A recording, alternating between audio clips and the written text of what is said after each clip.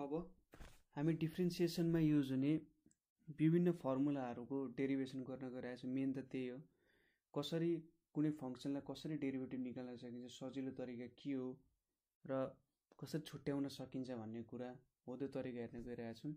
पहिलो चाहिँ हाम्रो सम रुलले भएछ। Sum rule let fx and gx be two differentiable functions of x, let hx is equals to fx plus minus gx हुन्छ भने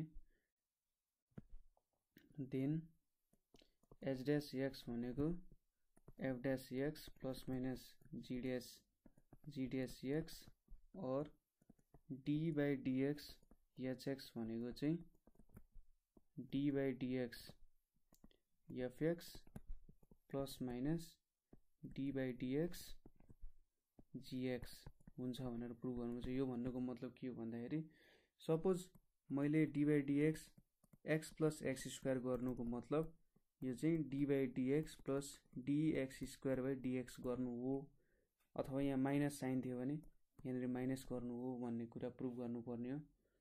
proof हेरौँ यसको। Let a be a fixed point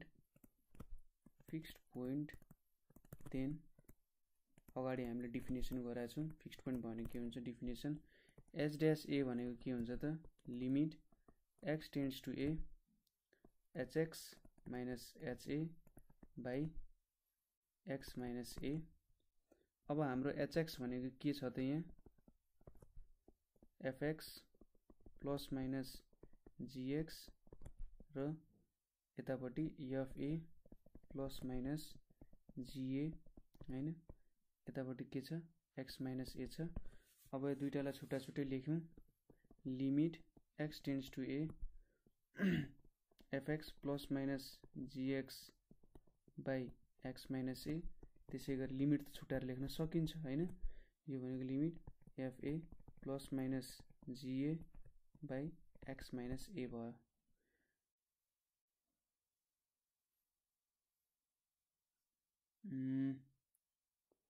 अथवा यो तरिकाले लेख्ने भन्दा पनि हामीले यसरी गर्दाखेरि त कुनै नयाँ चेन्ज त आएन हैन।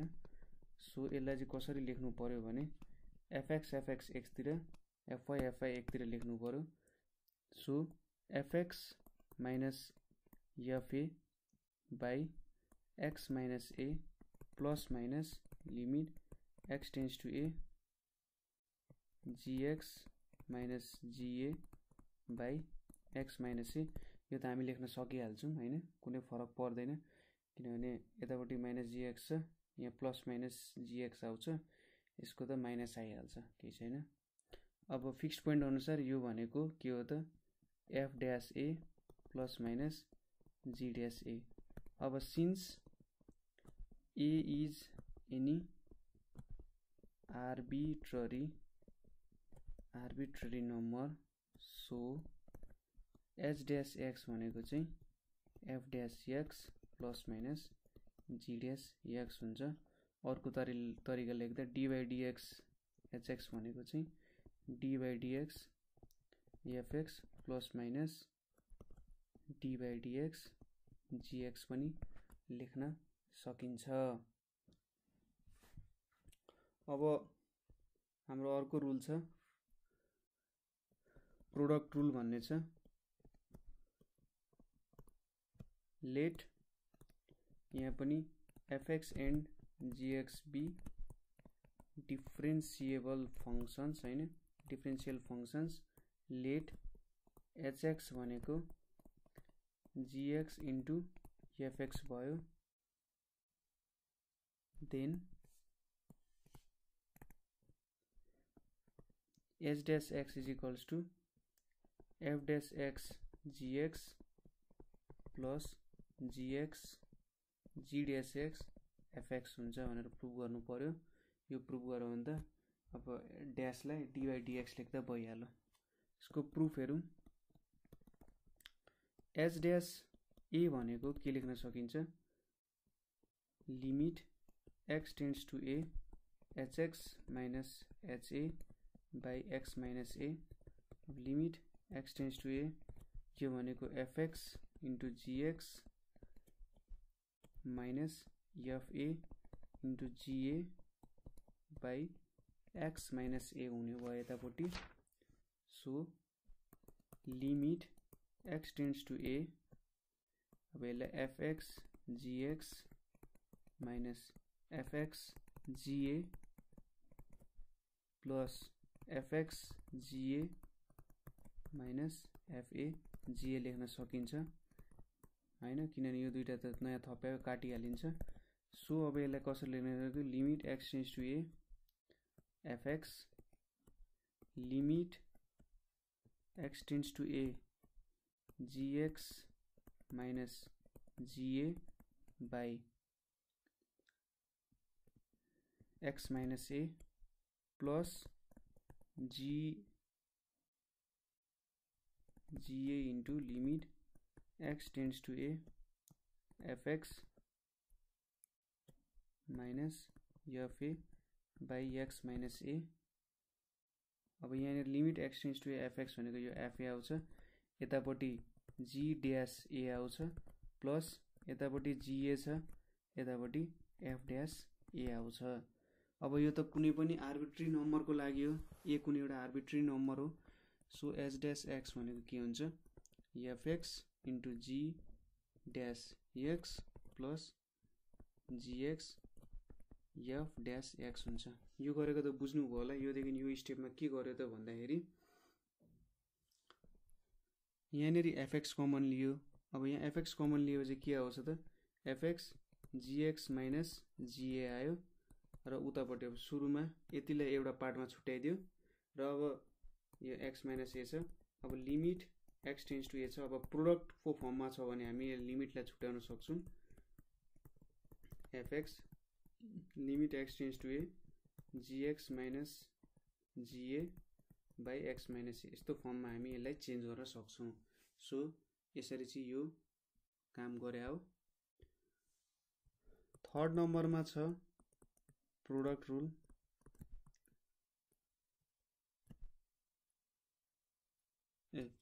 Third power rule, product rule त भर्खरै गरे हो।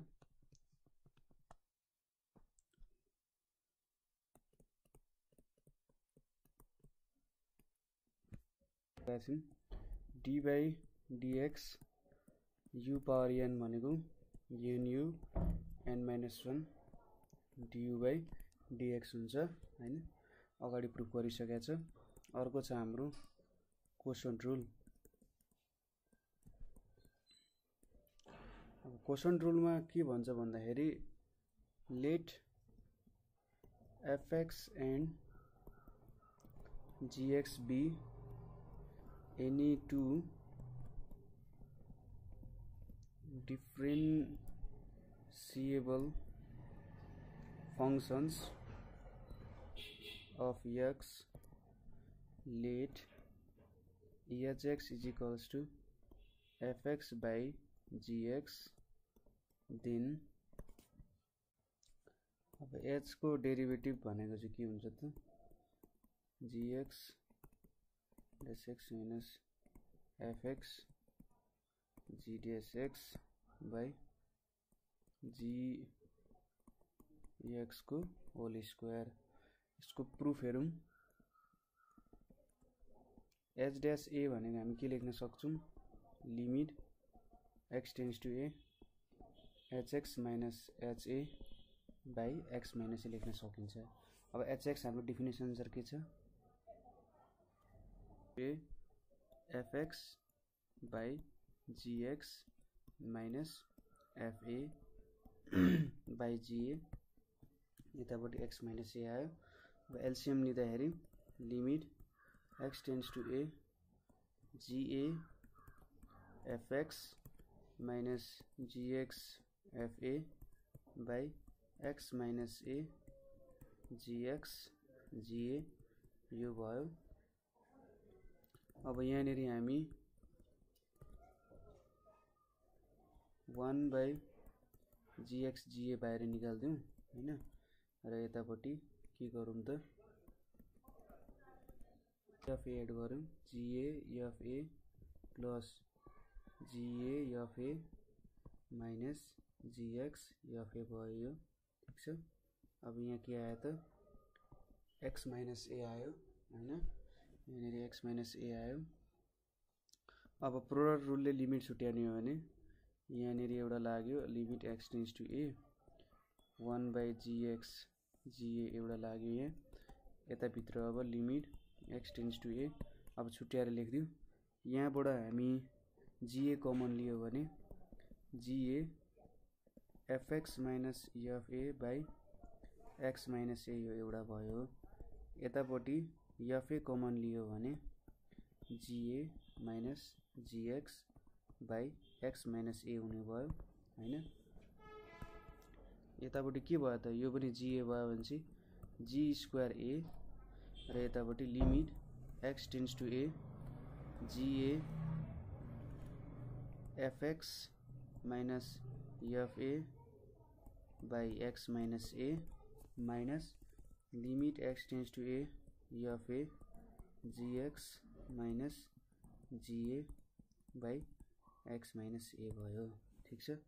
अब यसलाई के लेख्न सक्यो त 1/g स्क्वायर a अब हाम्रो यो भित्रको डेफिनेसन अनुसार के हुन्छ त यहाँनेको f ड्यास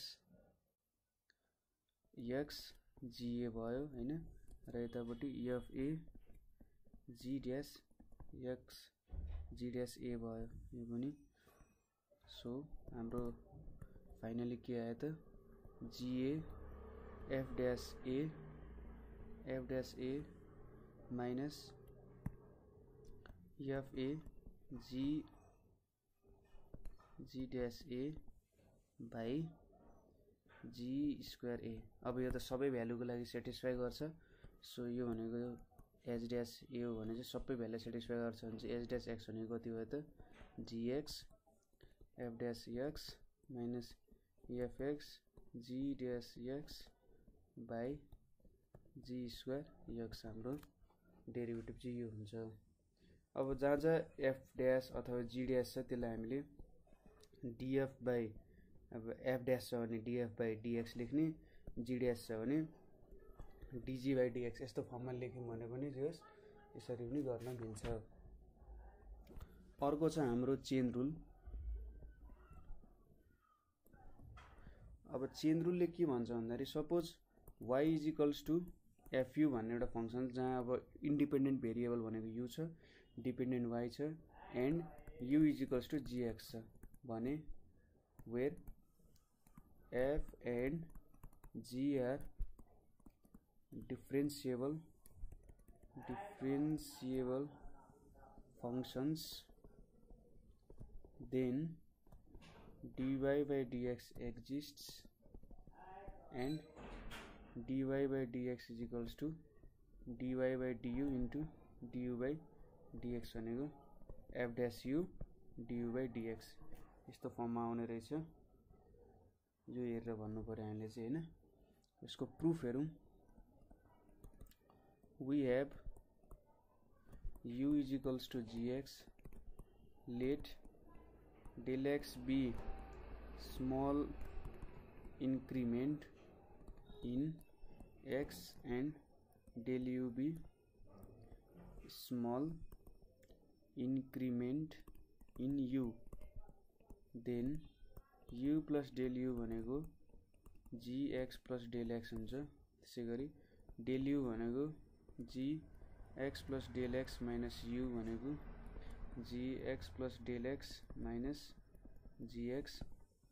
अब यहाँ limit del x tends to 0 del u भनेको limit del x tends to 0 gx plus del x minus gx भनेको के हुन्छ त अब del x tends to 0 भने चाहिँ यहाँनेर 0 हुन्छ।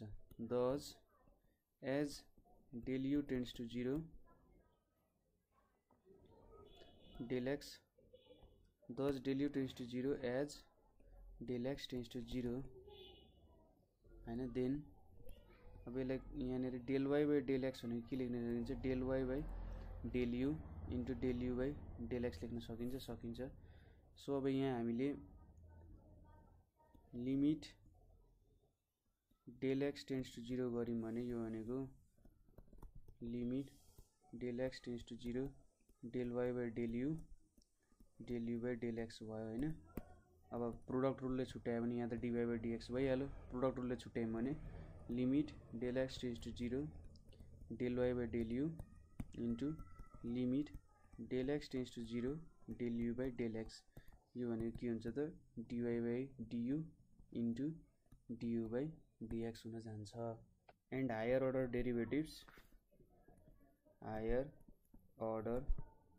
Derivatives suppose dy by dx भनेको चाहिँ f डैश x हो, यसलाई फर्स्ट डेरिभेटिभ भन्छ हैन। अर्को भनेको d square y dx square हुन्छ, त्यसलाई f डबल डैश x ले रिप्रेजेन्ट गर्छ, यसलाई सेकेन्ड डेरिभेटिभ भन्छ हैन। यसै गरी अब यहाँनिर पावर जति छ त्यही हुने। सपोज dny बाई dxn, अब यसलाई fn x ले डिनोट गर्छ, यसलाई चाहिँ nth डेरिभेटिभ भन्छ। सपोज एउटा एक्जाम्पल लिउँ, y is equals to 5x power 4 minus 3x square plus 11।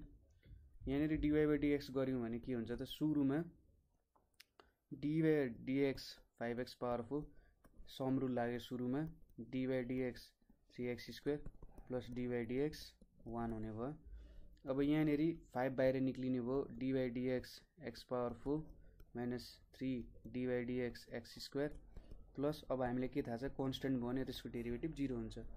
अब यहाँनिर हामीले पावर रुल लाउनु पर्यो। पावर रुलको फर्मुला के छ dxn बाई dx भनेको n xn माइनस 1। सो यहाँ 5 इन्टु 4 इन्टु x 4 माइनस 1, त्यसै गरी यहाँ 3 इन्टु 2 इन्टु x 2 माइनस 1, यो भनेको कति आउँछ 20 x पावर 3 माइनस 6x। त्यसै गरी सेकेन्ड डेरिभेटिभ लियौँ भने dx स्क्वायर लियौँ भने अब यहाँ 23 छ 60 x स्क्वायर माइनस 6 आउँछ हैन। थर्ड डेरिभेटिभ लियौँ भने अब 60 भनेको 120x आउँछ, यो त अब हामीले कन्स्टेन्टको डेरिभेटिभ गऱ्यौँ 0 आउने भयो। त्यसै गरी फोर्थ डेरिभेटिभ लियौँ भने के हुन्छ त 120 मात्रै आउँछ हैन। त्यसै गरी फिफ्थ डेरिभेटिभ लियौँ भने d5y बाई dx5 भनेको चाहिँ 0 आउने गर्छ। ठिक छ।